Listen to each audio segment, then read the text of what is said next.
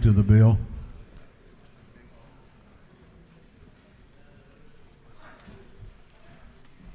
Thank you, Mr. Speaker. Colleagues, I know you've heard from me on this issue already. I don't typically give our notorious Congresswoman from the 14th any oxygen, but after I spoke from this floor on HB 1358, she took a direct shot at me on Twitter that unleashed some nasty bullies who want to intimidate me. I know y'all are just getting to know me, but I come from a long line of fiery Irish women, and we don't back down. Mothers don't back down. That's why an organization is called Moms Demand Action. And I'm standing up here today speaking again on this issue because I will not back down. Instead, I will continue to use my voice to try to convince you, my colleagues, to protect our families and law enforcement. Some of you in this room have admitted you don't want permitless carry in Georgia. I've received many emails from pro-Second Amendment and people and law enforcement officers that are opposed to this bill. Most people agree that those carrying concealed guns in public should go through a background check in order to do so. Simply put, a strong permitting system is an essential part of responsible gun ownership. With rights comes responsibility.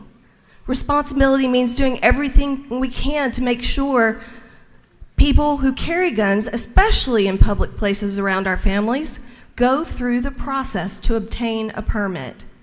Because Georgia doesn't require background checks by unlicensed sellers, someone can buy a gun online with no background check, and the permit may be the only background check a person ever receives. And I told y'all last time, 5,200 permits were denied in 2020, and the number one reason is criminal history or mental health history.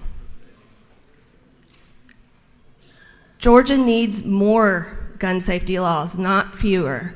No law can stop all dangerous behavior, but why would we want to make criminals feel more comfortable carrying in public, knowing they can now freely carry, no questions asked?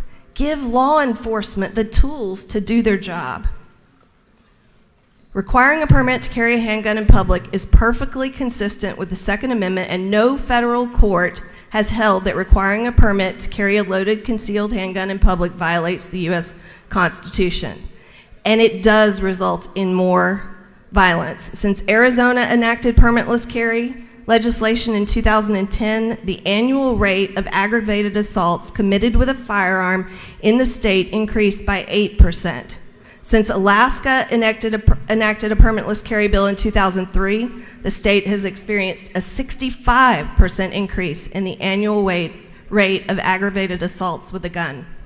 So I beg you guys today, I know it's an election year, I know this is a priority for y'all, but for those of you who've said you know this is a really bad idea or you want to protect law enforcement and families, please have the courage to vote with me today, the mama who's going to fight for her family. Thanks.